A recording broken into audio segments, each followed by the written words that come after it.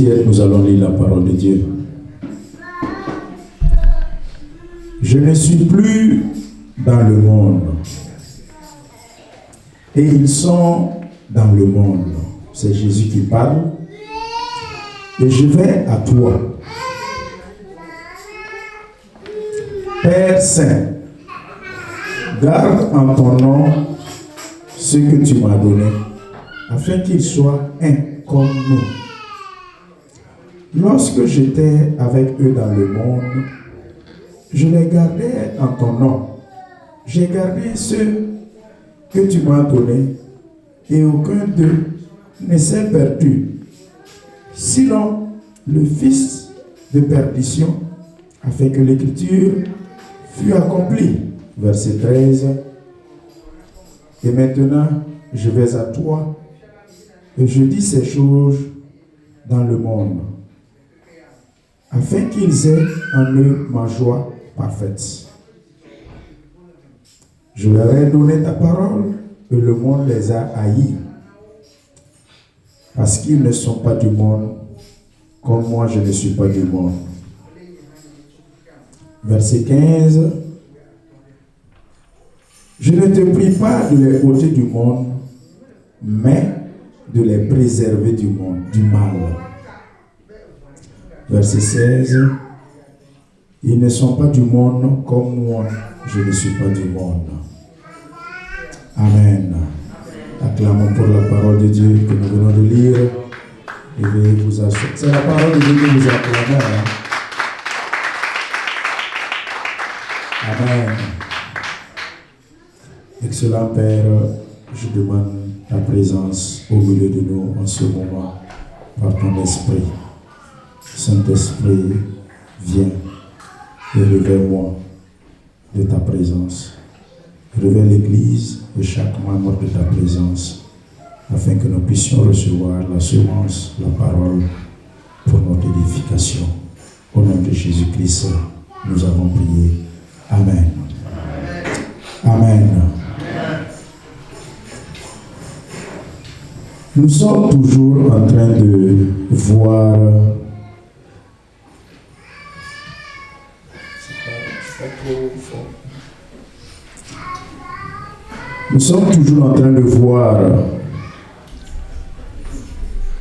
au fur et à mesure nos adversaires.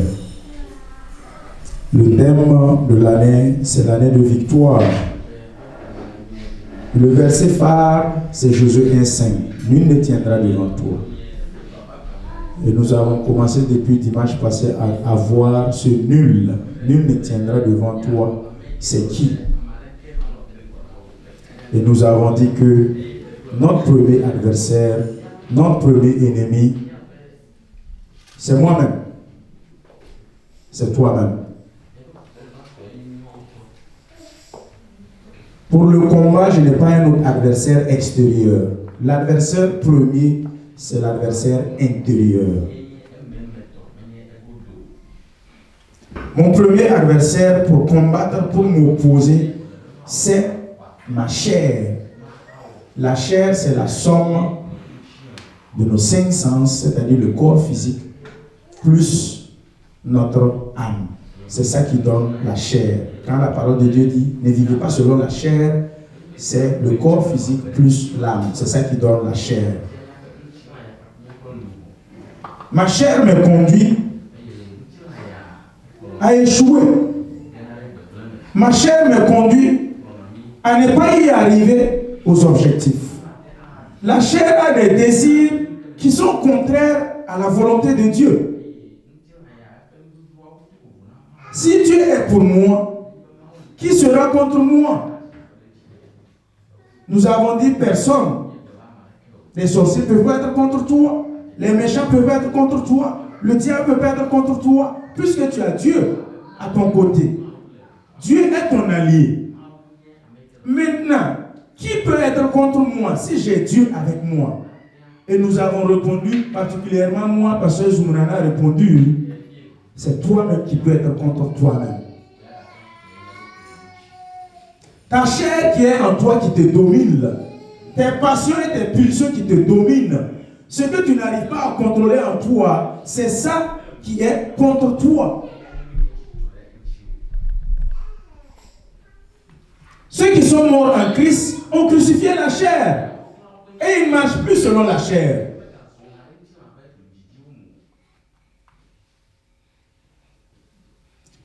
Christ a remporté la victoire sur le péché. Par conséquent, la victoire de Christ sur le péché devient moi ma victoire aussi sur le péché. Et il n'y a plus de raison que je sois dans l'échec face à ma chair. C'est moi désormais qui dois dominer ma chair. C'est moi désormais qui dois contrôler ma chair. C'est moi désormais qui dois être le maître de ma chair. Je ne dois plus me laisser diriger par ma propre chair, par mes propres désirs, par mes propres envies, mes pulsions, mes passions, mes convoitises. Non, je dois dominer et contrôler. La chair ne peut pas tout le temps te commander et tu suis la chair, tu suis les désirs de la chair. Non. Ton premier ennemi dans ce monde sur la terre que tu vis là, ce n'est pas le sorcier du village, ce n'est pas ton mari, ce n'est pas ta femme, ce n'est pas le voisin, ce n'est pas le collègue de service. Non, ton premier ennemi, c'est toi-même. C'est toi et toi-même. C'est au-dedans de toi.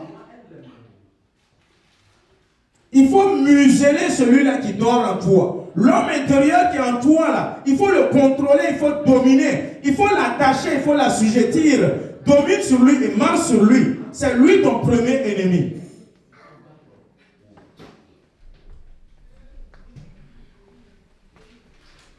Aujourd'hui, nous allons voir la deuxième, le second ennemi. Nous venons de lire dans Jean 17. C'est Jésus qui était en train de faire sa prière. Je suis en train de partir. J'étais dans ce monde avec eux. J'ai vécu avec eux. Maintenant, je suis en train de partir. Dieu les voici. Ils sont dans ce monde, mais ils ne sont pas du monde. Le second ennemi, quand nous lisons la prière de Jésus, nous comprenons que nos seconds ennemis après la chair, c'est le monde. Notre combat second, c'est combattre contre le monde. Quand je dis le monde, tu te poses la question, qui est le monde même? Qui est le monde? Où est le monde? C'est quoi le monde? La parole de Dieu nous dit que nous vivons dans ce monde, mais nous ne sommes pas du monde. Donc pour ensemble définir le monde, nous pouvons dire que le monde, c'est ce qui nous entoure. Nous vivons dans un milieu. Nous avons un biotope dans lequel nous évoluons. Notre cosmos, notre atmosphère, ce monde social dans lequel nous sommes, c'est ça le monde. Le monde économique, c'est ça le monde. Le monde des affaires, c'est ça le monde. Ce monde est constitué de 7 royaumes. Et c'est ce que le diable a dit à Jésus. Si tu te prosternes devant moi, je te donnerai les royaumes du monde. Le monde de la musique, c'est un royaume. C'est pour Satan. Le monde des affaires, c'est un royaume. C'est pour Satan. Le monde de l'art, c'est pour Satan. Le monde économique, c'est pour Satan. Frères et sœurs, nous vivons dans ce milieu. Nous avons des voisins, nous partons au travail, nous cherchons de la pitance pour mettre dans notre bouche.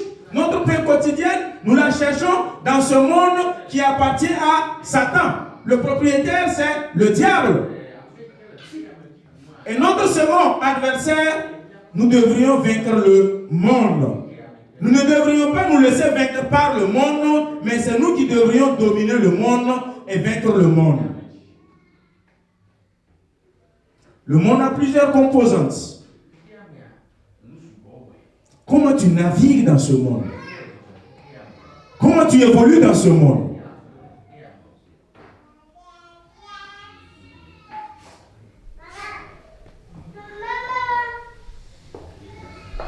Peuple de Dieu, la parole de Dieu nous dit que nous sommes dans le monde, mais nous ne sommes pas du monde. Et il nous dit que le monde va nous haïr. C'est vrai. Nous qui sommes les enfants de Dieu, le monde nous hait. Parce que nous obéissons à la parole de Dieu. Parce que nous voulons vivre comme Christ. Parce que nous ne voulons pas nous conformer à ce que le monde veut. C'est pour cela que le monde me déteste et le monde te déteste. Le monde t'invite à venir faire comme lui, mais tu refuses.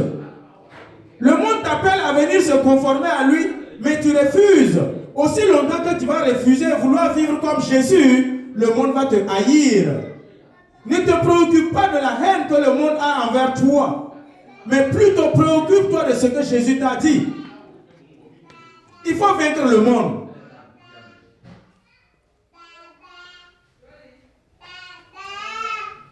Jean 16, 33.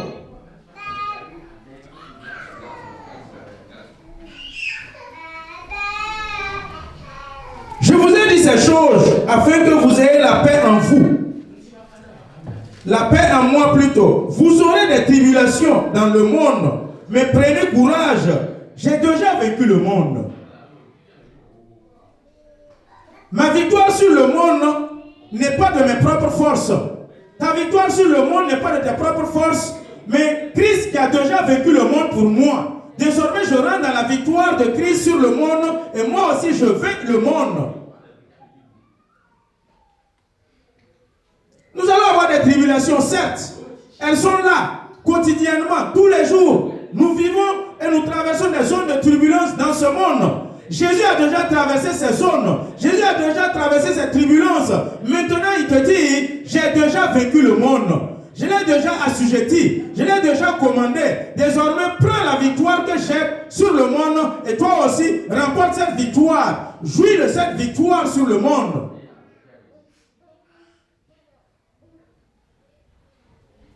Celui qui est réellement mort au péché est aussi mort selon les choses du monde. Si je suis mort selon le péché, si je suis mort dans le péché, si j'ai pu remporter la victoire sur le péché, sache aussi que tu remportes la victoire sur le monde.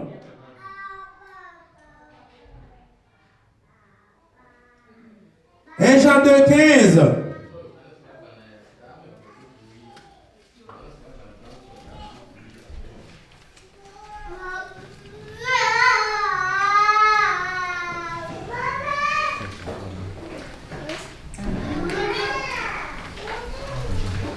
La parole de Dieu nous interpelle. N'aimez point le monde, ni les choses qui sont dans le monde. Si quelqu'un aime le monde, l'amour du Père n'est point en lui. Verset 16. Car tout ce qui est dans le monde, la convoitise de la chair, la convoitise des yeux et l'orgueil de la vie, ne vient point du Père, mais vient du monde. Verset 17. Et le monde passe, et sa convoitise aussi. Mais celui qui fait la volonté de Dieu demeure éternellement.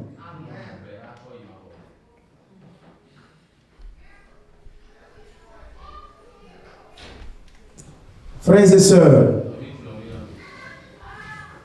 ici nous voyons deux mots qui ressortent. N'aimez point le monde. L'amour du Père n'est point en lui. Il y a deux amours qui se dégagent ici. On te dit de ne pas aimer le monde, mais on te dit aussi d'aimer Dieu. C'est quel amour réellement qui va nous conduire à ne pas aimer le monde? C'est réellement l'amour de Dieu qui est en nous. C'est ça qui va nous amener à ne pas aimer le monde. Sinon, si tu n'aimes pas Dieu, tu vas aimer le monde. Si ce n'est pas Pierre, c'est Paul. Tu aimes qui? Soit tu aimes le monde, soit tu aimes Dieu. Mais comme Dieu te dit que l'amour de Dieu n'est pas dans le monde, il faut que tu aimes Dieu et rien que Dieu. Tu aimeras ton Dieu de tout ton cœur, de toute ton âme, de toute ta pensée, Deutéronome 6. Tu n'as pas autre chose qui doit prendre la première place dans ton cœur, sinon l'amour de Dieu. Qu'est-ce que tu aimes? Qu'est-ce que tu privilégies? Qu'est-ce que tu as mis en première position?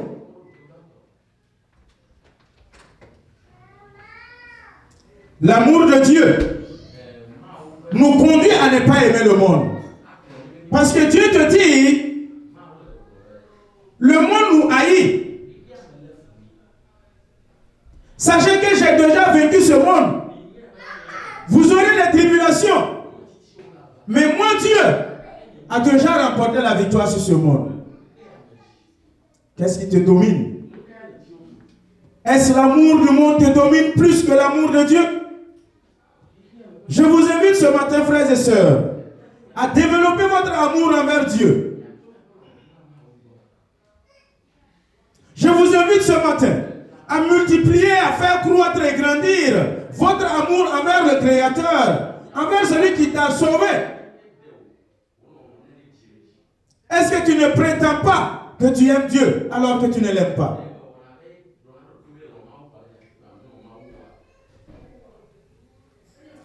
Le monde a 3 éléments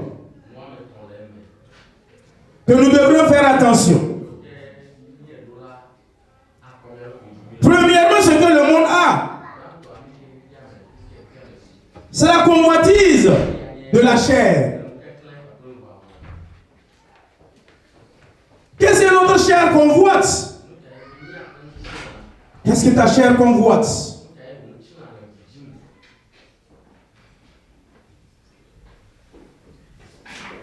La convoitise de la chair. Cela fait que nous n'aimons pas Dieu.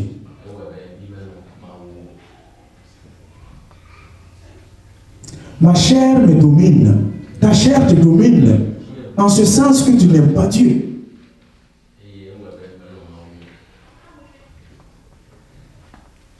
Deuxième point. La convoitise des yeux. Les yeux convoitent, mais ils ne possèdent pas. Jacques 3.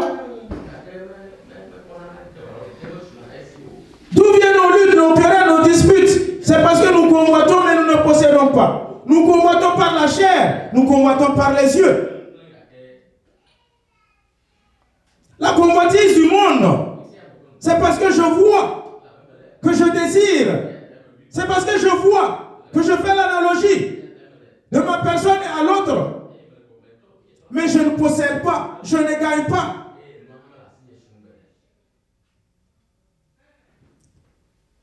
Troisième chose du monde, l'orgueil de la vie. Voici ces 3 éléments.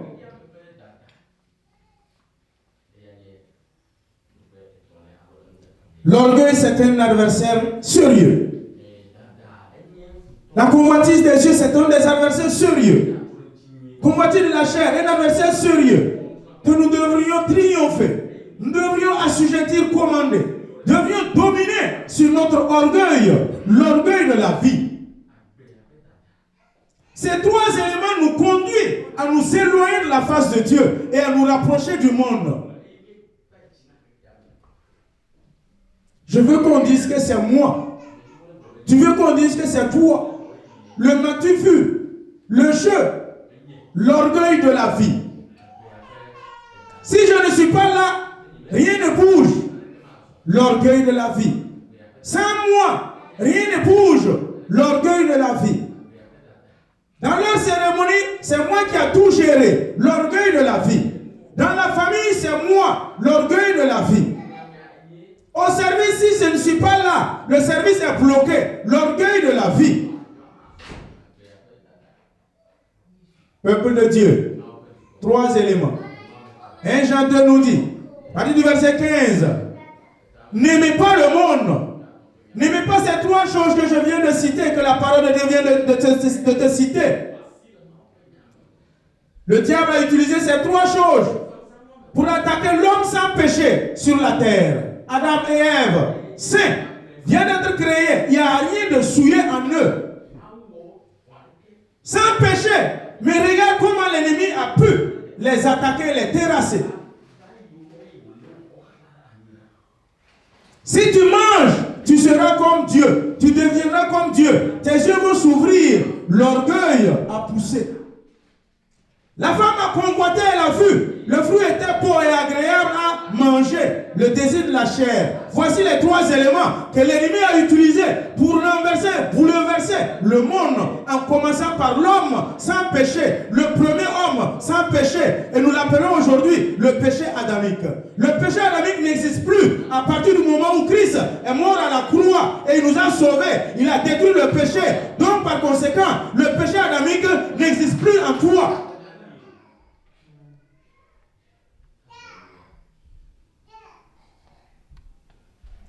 Trois choses qui nous troublent. Quelle que soit ta force, ta grandeur dans le Seigneur, ton onction, ton attachement, fais beaucoup attention à ces 3 éléments. L'ennemi les utilise à chaque fois pour nous amener à reculer, à tomber, à pécher et à aimer le monde. Jésus demande à Pierre, quand d'ailleurs je parle de amour, aimer le monde, aimer Dieu, c'est tous les deux, c'est amour, non?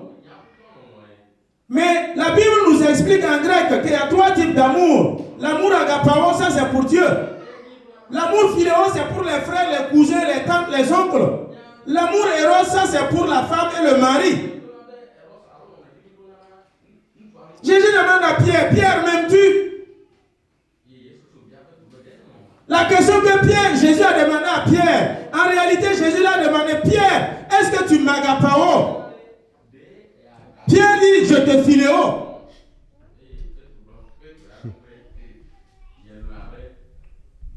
L'amour philéo, nous ne devrons pas le manifester envers Jésus, envers Dieu. Nous devons manifester l'amour agapao envers Dieu. Nous ne pouvons pas philéo Dieu.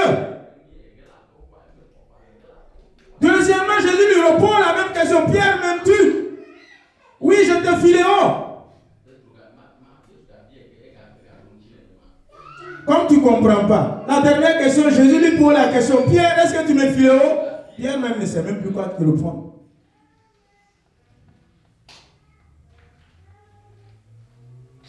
Il dit oui, je te philéo.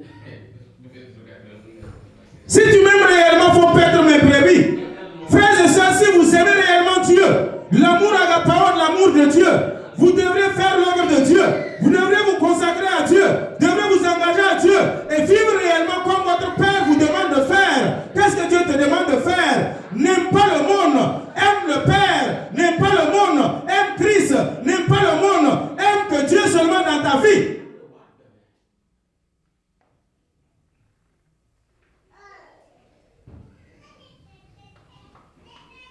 Oui, je t'aime de l'amour du Seigneur. Oui, je t'aime de l'amour du Seigneur. Quand je vois en toi la gloire de mon Dieu. Oui, je t'aime de l'amour du Seigneur. C'est ce que nous chantons l'un envers l'autre. Si tu n'aimes pas Dieu, tu n'aimes pas ton prochain.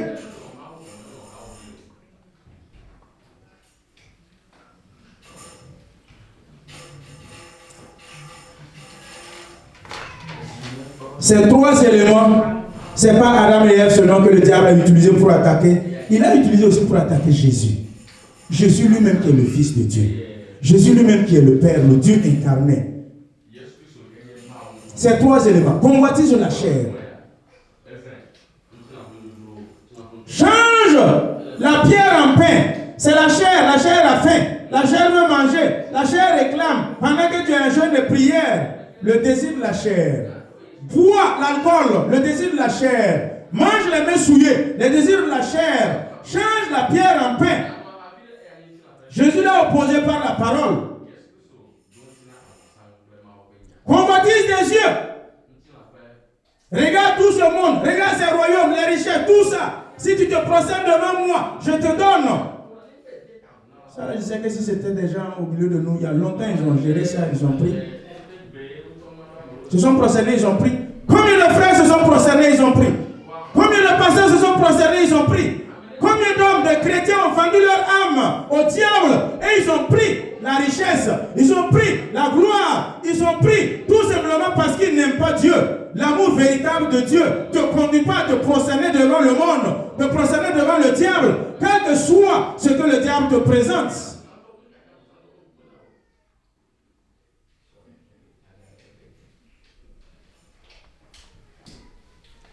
Un frère qui m'a dit, quand j'étais en Côte d'Ivoire, que pasteur, le travail que je viens de gagner, il y a un qui est là-bas, c'est un PD. Il dit que, à condition que tu te couches, tu laisses, je me couche avec toi. Et tu vas gagner, tu vas rester dans le travail. Lui, il a refusé, on l'a chassé du travail. J'ai dit, c'est bien comme ça. Je préfère être chassé du travail que d'aller me faire enculer par quelqu'un. Il y a des gens au milieu de nous. Il y a des hommes et il y a des femmes ici qui sont prêts à se faire enculer pour garder le poste.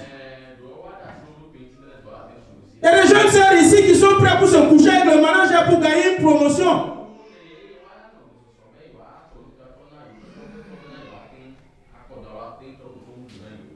Vous savez, l'ennemi va toujours vous donner des pièges et des appâts. Ce n'est pas tout qu'on mange. Il faut savoir dire non à certains moments. Il faut savoir ce que tu es dans le Seigneur. Dans ce pays, tout est possible. Dans ce pays, on va tout voir.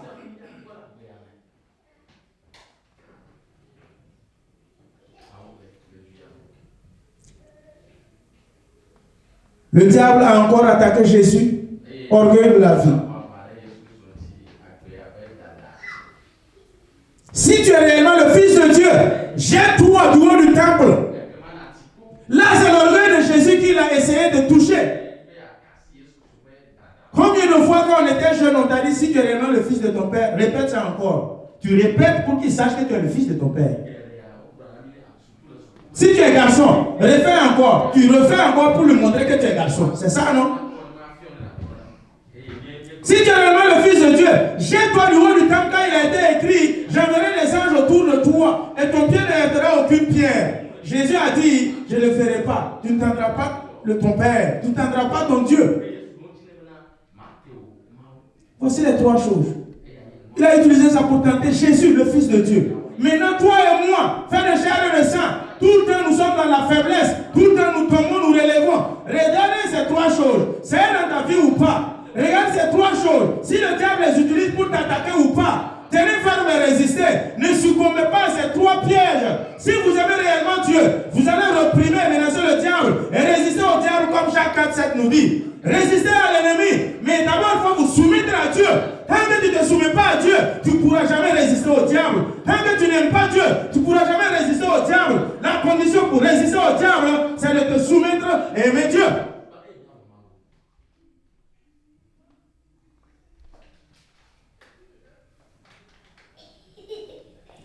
Frères et sœurs, notre deuxième ennemi pour 2020, Josué 1,5, nul ne tiendra devant toi. Deuxième ennemi, c'est le monde.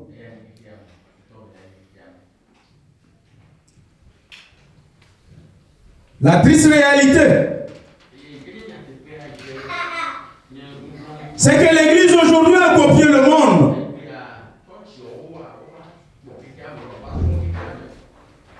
Va dans le monde. Va dans les boîtes de nuit, cherche l'église. Dans les boîtes de nuit, tu ne la trouveras pas. Va dans les discothèques, dans les bars. Cherche l'église, tu ne la trouveras jamais. Va dans les stades, c'est un concert de Rihanna. Cherchez l'église dedans, vous ne la trouverez jamais. Mais laisse, reviens à l'église, cherche le monde, tu le retrouveras dans l'église. Le monde est dans l'église. L'église s'est conformée au monde. L'église a copié le monde. L'église fait comme le monde. L'église s'habille comme le monde. L'église vit comme le monde. L'église s'est conformée au monde. L'église c'est qui? C'est pas les quatre murs. C'est toi. Tu es assis dans l'église avec ta vie de boîte de nuit dans l'église. Donc la boîte de nuit est assise dans l'église. Tu es assis à l'église avec ta vie impudique, souillée, salée.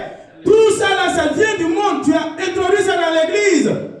Prix de l'excellence, c'est rentré dans l'église. Où est-ce qu'on a copié? On a copié ça dans le monde. Les écoles, les universités organisent prix d'excellence. Si tu es le premier, on te donne un prix d'excellence. Nous voyons de nos jours, l'église encore parle de prix d'excellence. En Jésus, en Dieu, il n'y a pas de prix d'excellence. Il n'y a pas de premier en Jésus, en Dieu. Non, il sert celui qui fait la volonté du Père. Point barre. Est-ce que tu fais la volonté du Père? Est-ce que tu cherches premièrement le royaume de Dieu? Le leadership, nous l'avons copié dans le monde. Nous avons introduit ça dans l'église. Nos façons, nos modes vestimentaires, nous avons transporté ça du monde et nous sommes assis à l'église avec. Revêtez-vous de votre parure intérieure que Christ vous a donné. Christ vous a habillé. Comment tu t'habilles quand tu es assis dans l'église? En esprit, comment tu es revêtu? Ton homme intérieur est habillé comment? Ses vestiments, ses modes vestimentaires, ses habillements, ça n'influe pas Dieu. Ça ne corrompt pas Dieu. Ça ne dit absolument rien à Dieu. Nos vestes, nos cravates, nos pantalons, non, rien, ça ne dit rien à Dieu. Dieu veut notre parure intérieure, notre homme intérieur, ce que nous sommes à l'intérieur. C'est ça que Dieu regarde. Dieu regarde le cœur, regarde pas nos apparences, nos make-up et puis les fonds de teint, les rouges à lèvres. Dieu n'a que faire de ça. Il veut ton make-up intérieur. Tu fais ça, c'est pour m'embrouiller. Je fais ça, c'est pour t'embrouiller. Mais Dieu s'en fout de ça. Nous avons tout transporté du monde à l'église. Alors que le monde attend que les fils de Dieu lui révèlent Dieu dans le monde. Pourquoi nous ne sommes pas en mesure en tant qu'enfants de Dieu de révéler ce que nous sommes? Christ qui est en nous au monde. Le monde nous haït, mais c'est nous qui copions celui qui nous haït. C'est nous qui vivons comme celui qui nous haït. Garde ton identité en Christ. Garde ce que tu es en Christ. Ne va pas importer une identité extérieure qui vient du monde. Non, lui c'est mon idole. Quand il chante comme ça, j'ai la chair de poule. Quand je vois Beyoncé qui chante, c'est mon star, c'est mon idole. Je vais être comme lui.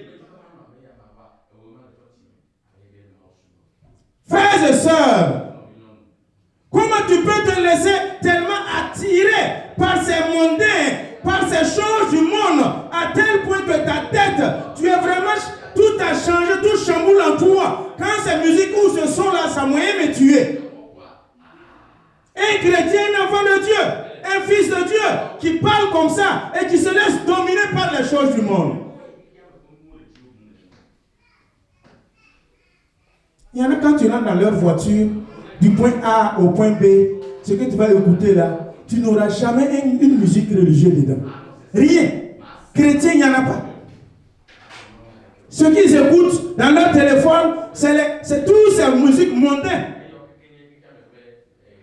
Alors qu'il y a des louanges et d'adoration qui sont puissants, qui peuvent te communiquer même la puissance du Saint-Esprit. Te baptiser du Saint-Esprit dans ta voiture. Tu préfères écouter ceux du monde en te conformant à ceux du monde. Tu deviens ce que tu écoutes, tu deviens ce que tu vois. La parole a un effet agissant dans la vie de l'homme. Tu veux ressembler à ces choses parce que tu écoutes. Romains 12, 2, ne vous conformez pas au siècle présent. Je me suis tellement conformé. Au moins si on se conformait même bien et joli, on copie mal même. On veut ressembler mais on n'est pas. On fait semblant mais on ne peut pas. Pourquoi tu refuses de rester toi-même? Pourquoi tu veux être comme l'autre? Pourquoi tu refuses de garder ton identité en Jésus? Jésus est plus que tout. Jésus est plus que ce que tu vois dans le monde. Garde ton Jésus.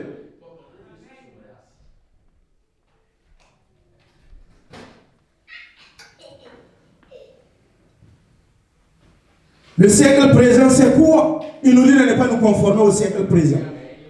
Les nouvelles technologies, de l'informatique et de la communication. C'est nous qui sommes dedans. Il a deux revers, pile ou face. Tu l'as mal utilisé, ça te nuit. Tu l'as bien utilisé, tu avances. Les NTIC, on peut l'utiliser pour faire l'évangélisation. Vrai ou faux? Les Facebook, on peut l'utiliser pour évangéliser la parole de Dieu. Vrai ou faux? Pour prêcher l'évangile. Vrai ou faux? Mais si nous ne savons pas utiliser les nouvelles technologies de la communication et de l'information, ça va nous détruire. Comment je peux être sur Facebook 2 heures de temps en fouillant?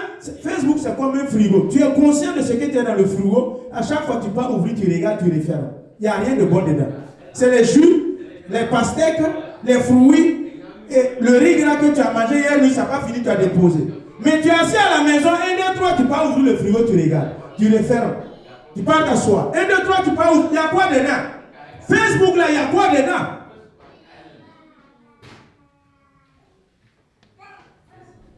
Deux heures, 3 heures. Mine de rien, tu as tué 2 heures sur Facebook.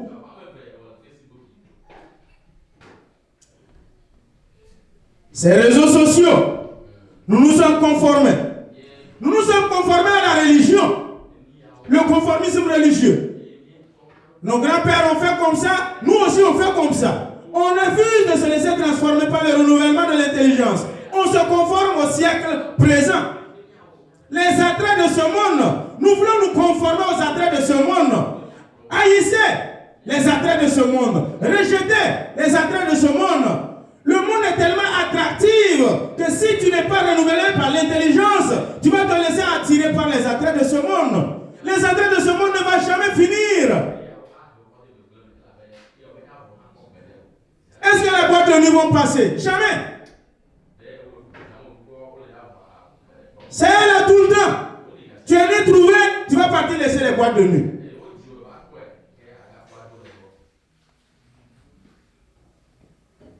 Les jolies femmes, tu es né trouvé, tu vas partir laisser. Les beaux gars, tu es né trouvé, tu vas partir laisser. Les jolies maisons, tu es né trouvé, tu vas partir laisser. Les jolies voitures, tu es né trouvé, tu vas partir laisser. Tout ce qui est attrait de ce monde, tu vas partir laisser.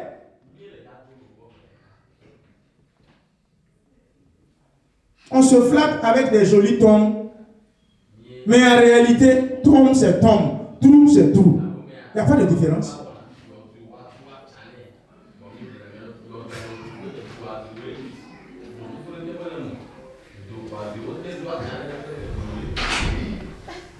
Non, si tu vois sa tombe là, ils ont bien arrangé la tombe, ils ont construit ça, c'est joli comme ça, des fleurs, c'est vraiment, c'est pas grave, c'est vrai, c'est tombe.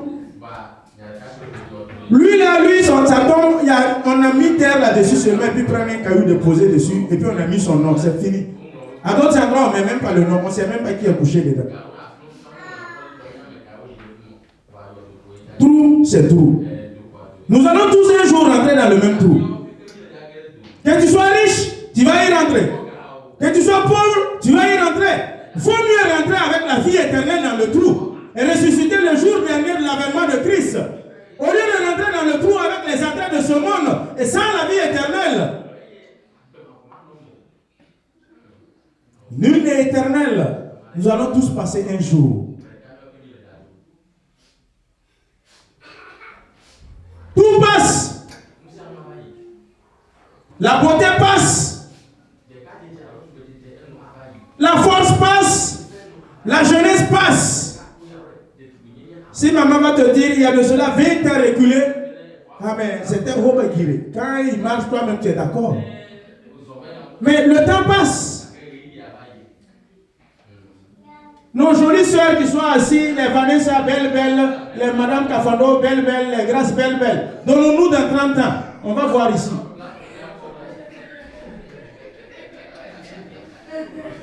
30 ans c'est trop. Hein. Il y a un qui dit 30 ans c'est trop. Non, laisse, on va donner 30 ans. Parce qu'ils ont en gros 25, 30. Donc ajoute 30 ans, 60 ans.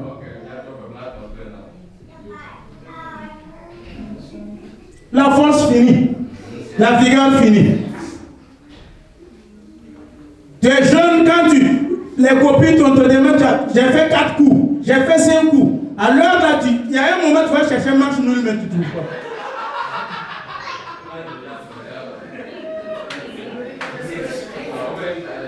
Tout est éphémère. Tout passe. Match nul, là même, tu ne vas pas gagner.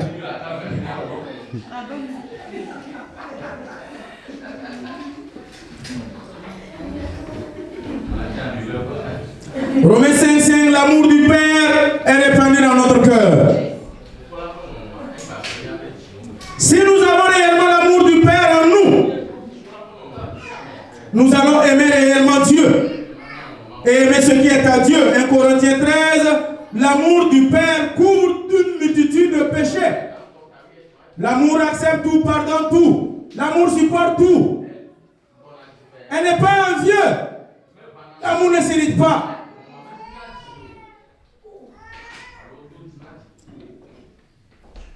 Matthieu 5:14, nous sommes la lumière du monde. Nous sommes le sel de la terre.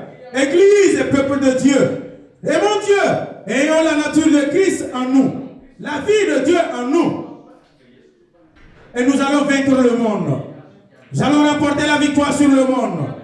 Matthieu 24:35, le ciel et la terre vont passer. Mais l'amour de Dieu ne passera jamais. La parole de Dieu ne passera jamais. Aimez toujours Dieu.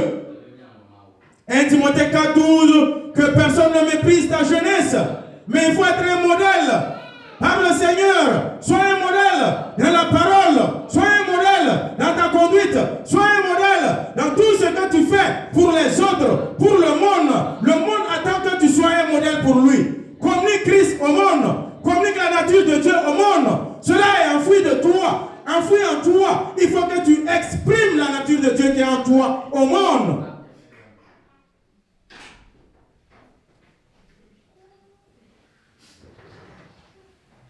Comment tu peux chaque fois être roulé comme dans la farine?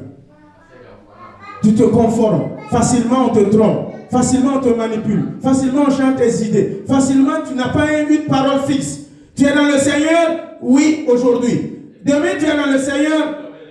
Ça là même, il faut que je réfléchisse. On ne sait même pas, tu es dans le Seigneur ou tu n'es pas dans le Seigneur ou tu es avec Dieu, tu n'es pas avec Dieu. On ne sait même pas. Tu es où? Qui aimes-tu? Qui tu sers? On ne peut pas servir Dieu. On ne peut pas suivre Dieu. On ne peut pas chasser deux lapins en même temps. Non, on ne peut pas tenir deux queues en même temps. Non, saisis un seul Dieu.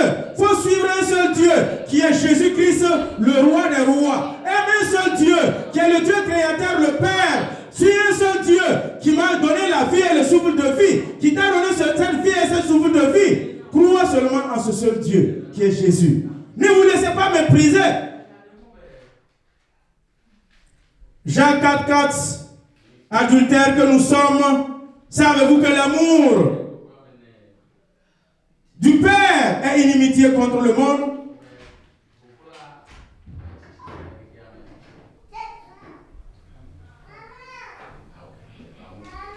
Corrigez ça.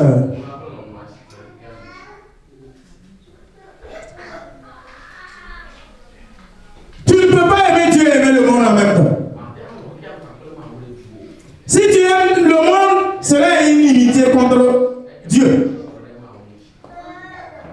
Si tu aimes Dieu, ça aussi c'est une inimitié contre le monde. Alors, c'est pour cela que Jésus nous dit, le monde va nous haïr.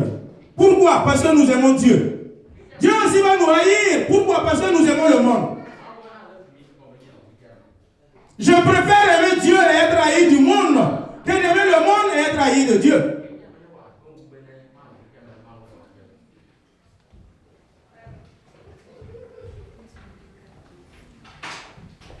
Il faut que nous remportions la victoire sur le monde. Le siècle présent, ne te conforme pas.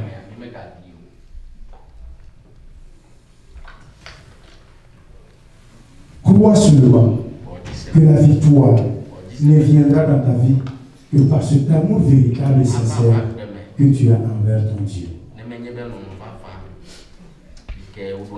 Crois que celui qui aime Dieu de tout son cœur ne peut pas haïr son prochain. Mission Conclusion est à l'image de Dieu. Pour vaincre cette année 2020, développe ton amour envers Dieu. Est-ce que tu sais que c'est un péché si tu aimes ton mari plus que Dieu?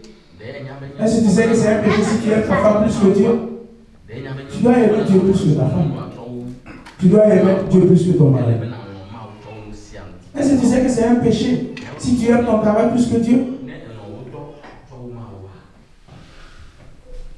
Exode chapitre 21 à 5 dit que je suis un Dieu jaloux. Qu'est-ce qui rend Dieu jaloux?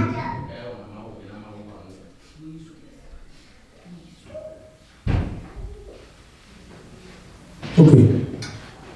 Je termine par là.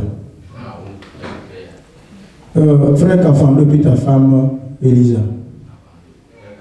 Vous vous aimez, non? Répondez par oui, tout de suite on va passer. Ok. Qu'est-ce qui peut te rendre jaloux? Kafando.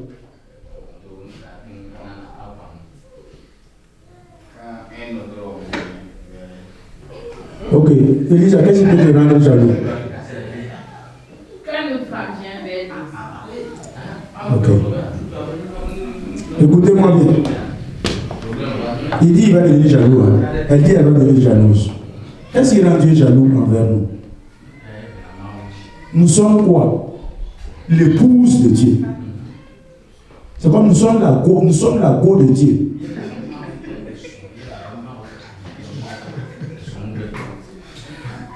Et Dieu nous aime. Maintenant, Dieu ne veut pas que le monde vienne nous faire la cour. Il va devenir jaloux. Dieu ne veut pas que nous le laissons pour aller vers le monde et aimer le monde. Dieu devient jaloux. Si tu n'es pas d'accord que notre monsieur vienne vers ta femme, ça va te faire être jaloux. Pourquoi tu veux laisser Dieu? Ou bien laisser le monde venir te faire la cour et puis te prendre et puis laisser Dieu? Dieu devient aussi jaloux.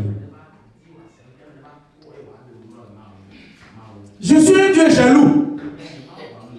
Un exemple simple. Comment tu peux aimer Facebook plus que la Bible, qui est Dieu?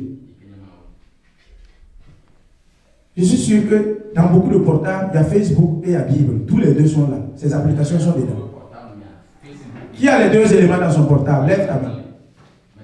Donc tu as Facebook dans ton portable, tu as la Bible aussi dans ton portable. Disons-nous la vérité. Entre les deux, tu passes plus de temps sur qui que sur qui. Hey, vous ne voulez pas dire la vérité, non?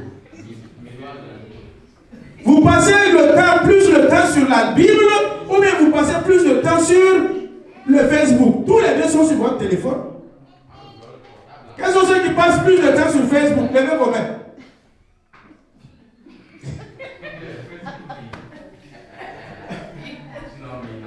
Toi, moi, je suis sincère et honnête.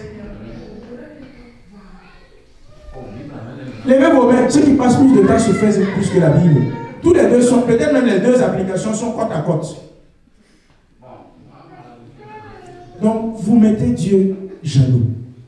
Vous faites Dieu est jaloux. Qu'est-ce qui rend Dieu jaloux encore? Dans ton travail, tu commences à 8 heures. À l'église, ça commence à 10 heures. Au travail, à 8h00, tu es calé. À l'église, 10 heures pour Dieu, là, tu viens à 11 heures. Dieu est jaloux.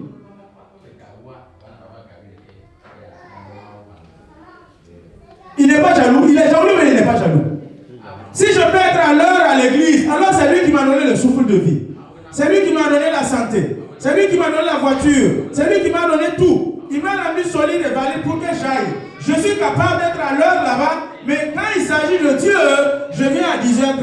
Alors que le rendez-vous que Dieu a donné, 10h, il est là. Dieu est calé et il nous attend. Tu viens en retard. Le manager est calé à 8h. Toi, tu respectes l'heure. Tu vas voir le manager. Dieu est jaloux. Et ça ne va pas dans vos vies. Vous dites, qu'est-ce qu'il y a? Quand tu es jaloux, là, est-ce que tu fais cadeau encore?